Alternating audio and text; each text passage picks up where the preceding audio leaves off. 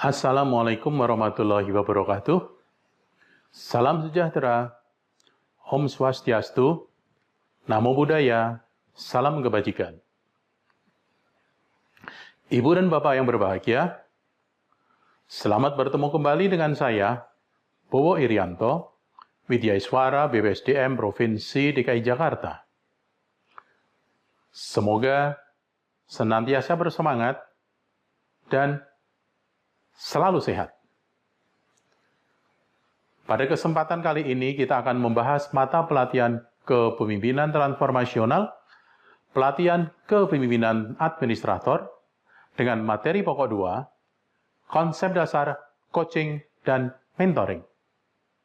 Submateri yang akan kita dalami lebih rinci adalah, yang pertama, pengertian, tujuan, dan prinsip-prinsip coaching dan mentoring.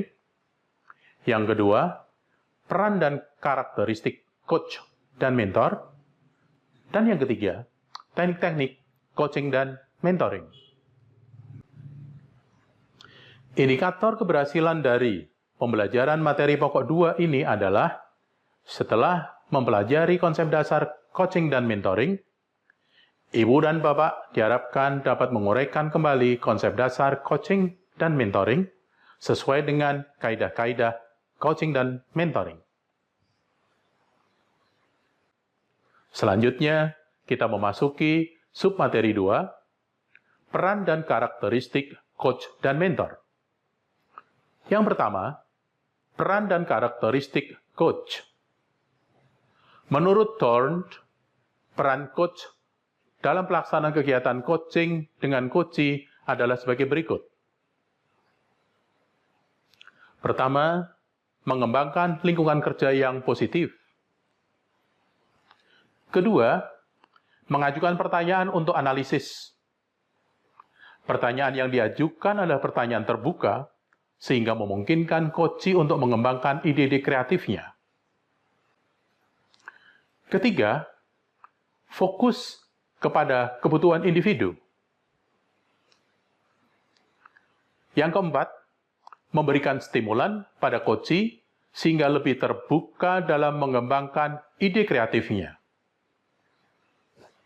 Yang kelima, menjadi pendengar yang baik. Dengan mendengar, akan lebih memahami coachee sehingga memudahkan dalam memberikan stimulan. Yang keenam, menyetujui rencana aksi untuk pengembangan dan memfokuskan pada kinerja saat ini dan akan datang. Yang ketujuh, membantu upaya peningkatan kinerja sesuai standar yang telah ditetapkan. Kemudian, menurut Rogers, terdapat 3 karakteristik dari proses coaching, yaitu karakteristik ke-1, proses coaching merupakan suatu proses kegiatan yang bertujuan untuk melakukan peningkatan kinerja karyawan. Kedua, proses coaching merupakan suatu proses percakapan antara seorang pemimpin dengan individu maupun tim yang bertujuan untuk meningkatkan performa kerja individu secara berkesinambungan. Karakteristik yang ketiga, proses coaching merupakan suatu proses kegiatan percakapan disiplin antara pemimpin dan seorang individu dan atau tim dengan menggunakan informasi kinerja yang konkret dan bertujuan untuk meningkatkan performa kerja individu secara berkesinambungan.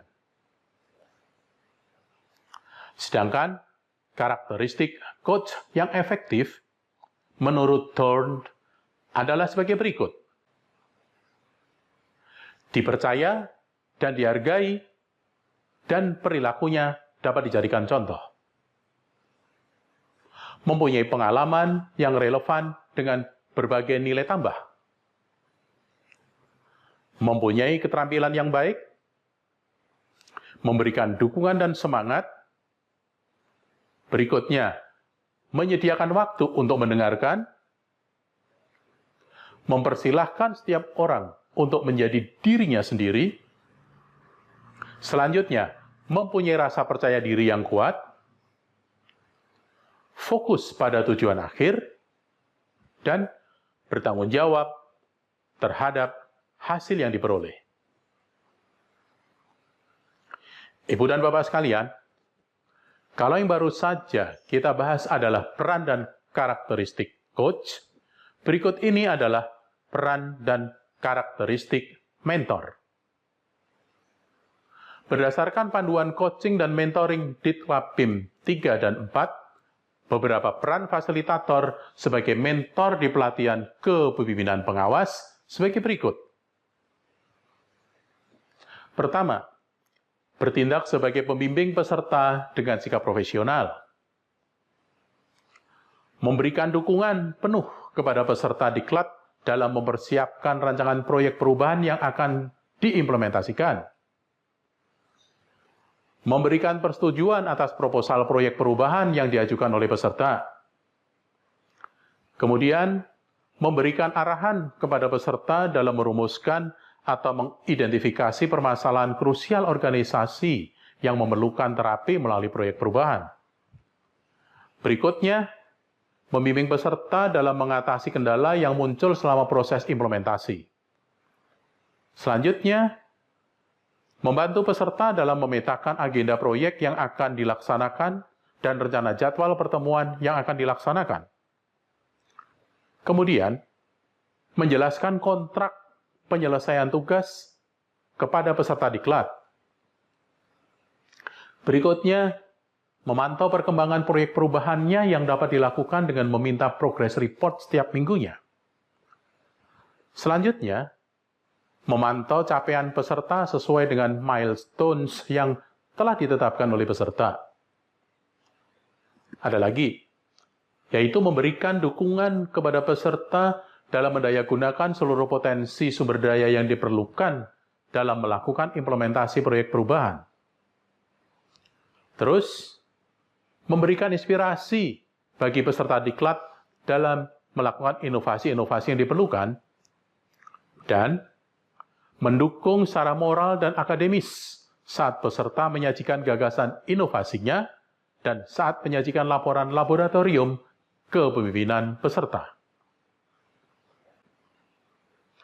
Baiklah Ibu dan Bapak yang semoga masih bertahan mengikuti sesi ini, baru saja kita selesaikan pembahasan submateri 2 tentang peran dan karakteristik coach dan mentor. Masih tersisa satu submateri lagi, yaitu submateri 3, teknik-teknik coaching dan mentoring.